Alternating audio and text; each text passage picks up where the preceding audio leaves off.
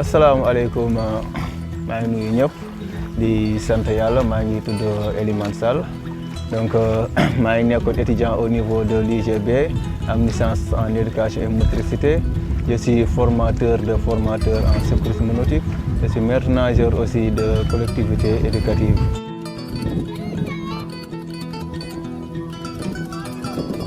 Donc Bango laa juddoo fii laa yaroo fii laa màggee et comme nous nekkee ci milieu aquatique aussi donc en étant enfant c'était ça notre principale activité.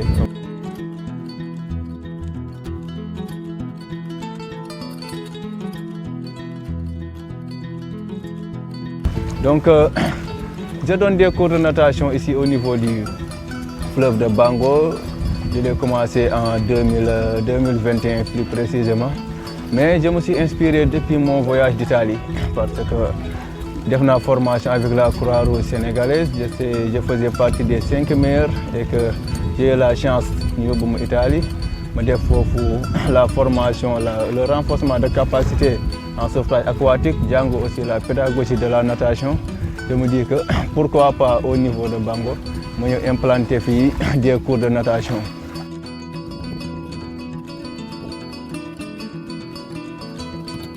Par la suite aussi, des cours REC, ça ne suffit pas, mais qu'est-ce que je pourrais faire?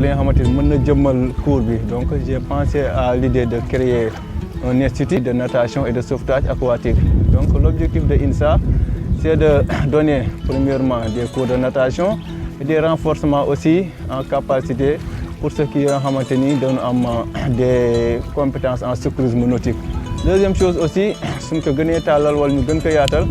INSA, ça tend aussi à former des secouristes nautiques parce que souvent, avant Tabaski, le samedi, on a eu ici dans ce fleuve même un enfant de 12 ans mort par noyade et qu'il n'y avait même pas d'assistance. Et que Fumulabi aussi serait donc s'il y avait de l'assistance, peut-être que l'enfant pourrait être sauvé.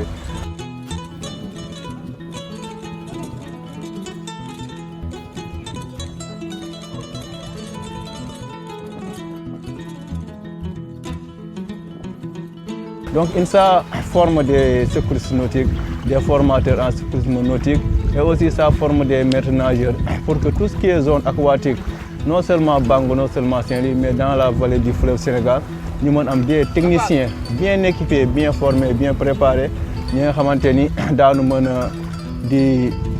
sauver les gens mais aussi de les filles.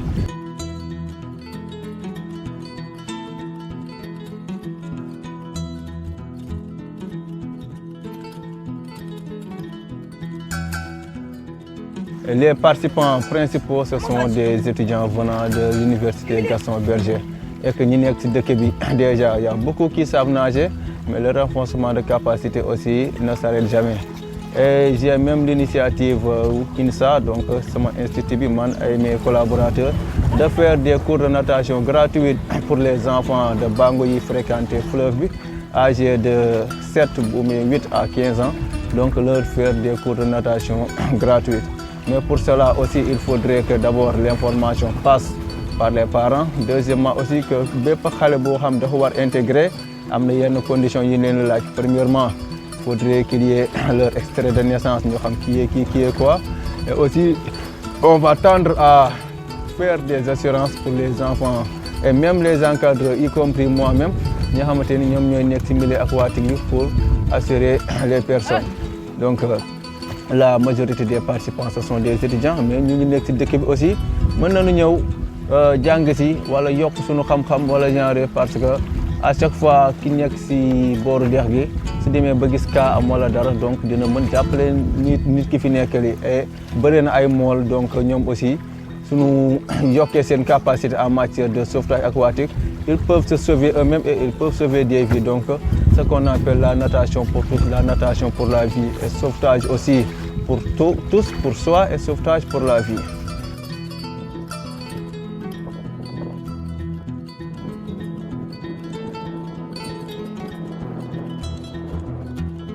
Voilà, donc c'est bientôt aussi les grandes vacances et que Kouhamdar Khamni Hydrobase, c'est là-bas c'est la plage qui accueille presque 70% de la population saint-louisienne. donc maîtres nageurs yi bëri wuñu et je pense que municipalité bi war na mën lancer yenn défis. Premièrement, à ce que je connaisse voilà, les informations que j'ai eues, le nombre de maîtres nageurs est insuffisant par rapport au nombre de, qui fréquentent la plage. Mais deuxièmement aussi, les maîtres nageurs ne sont pas équipés. Ils n'ont que leur sifflet, je ne sais pas, bien un mirador. Mais la plage doit être équipée.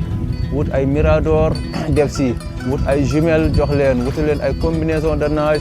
Ay gilets de sauvetage yi nga xamante ni dina mën dem en profondeur ay gilets yi nga xamante ni dina mën nekk aussi en surface parce que le sauvetage aquatique n'est pas facile.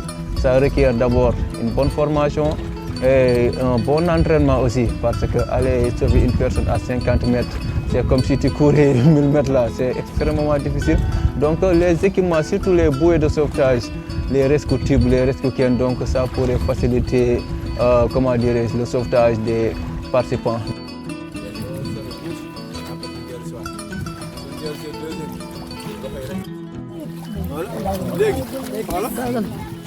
Deuxièmement aussi, il faudrait qu'on sensibilise ceux qui viennent au niveau des plages. On a tendance yenn saa léegi ki nga xamante ni day entraîner ba yaramam tàng noonu rek mu daw soobu et que ça c'est extrêmement dangereux, ce qu'on appelle un choc thermique. Parce que moment boobu yaram bi dafa tàng et que comment dire ndox mi dafa sedd et mën na fa am benn mort bu grave par asphyxie ñi nga xam dañuy def après une longue exposition au soleil aussi war na mën di leen sensibiliser am ñoo xamante ni en état d'ébriété lay nekk dañuy ñëw dañuy mandi wala genre yooyu donc su leen xamalee les risques yi nga xam moom moo si nekk je pense que ñu def benn force bu am doole boole toutes les parties prenantes je pense que les morts par noyade surtout aux plages de l'hydrobase war na mën a wàññeeku.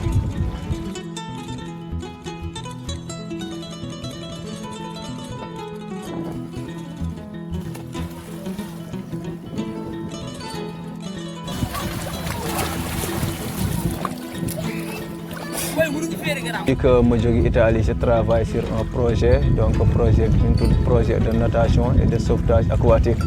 Donc l'objectif, c'est d'abord de rencontrer les autorités municipales, surtout nous parce que c'est un cadre ou c'est un doole. Donc il y a une influence au niveau de la communauté. Donc à mon une formation au niveau de l'UGB, j'ai formé là-bas 21 personnes en secourisme nautique, mais par la suite qui n'était pas bonne. Donc jusqu'à présent, nous avons une attestation de participation, mais continuons. Au niveau de Foundiougne aussi, j'ai eu la chance de former là-bas 16 secouristes nautiques, des gars qui savent très bien nager, qui ont énormément de compétences en secourisme nautique, mais donc jusqu'à présent, sur du Moïlol. Et que le projet là que j'ai, donc je veux peut-être rencontrer les autorités municipales pour leur exposer. Donc on pourra former non seulement des maîtres nageurs, mais de les placer aussi parce que là où il y a des zones aquatiques et qui abritent des participants, je pense que war na mën au moins mu am des surveillants de baignade. Déjà ici à Bango, si on parvenait à former 20 personnes yi nga xamante ni ñoom ñoo dëkk biir Bango et que la municipalité les prenne en charge pour une motivation symbolique, donc je pense que mort par noyade yi fi am ñoom daan ko mën gérer. Def na noonu comme Diamaguène, def ko HLM, def ko Pikine au niveau de l'hydrobase, génn Saint-Louis, def que là où il y a des zones aquatiques nit ñi di fa ñëw sunu amee ñi nga xam ñoo dëkk ci dëkk bi pour di faire la surveillance de baignade, je pense que dina mën jàppale lu bëre.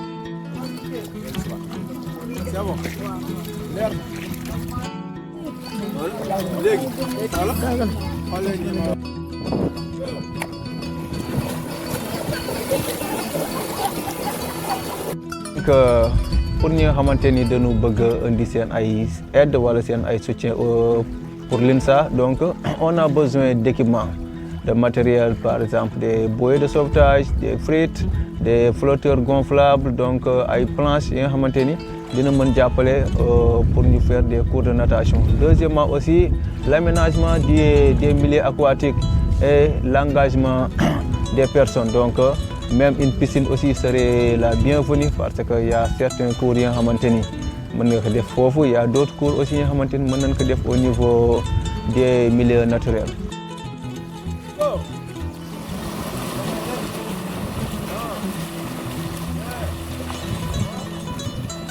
Pas aussi sans remercier les jeunes reporters citoyens parce qu'ils abattent un travail qui est très important. allez-y abonner et suivez-leur parce que ce qu'ils font, c'est pour la communauté, donc c'est pour le bien de tous. Ils s'intéressent à tous les domaines sur le plan sportif, culturel, sociologique, économique, etc., etc. Donc, mention aux jeunes reporters, citoyens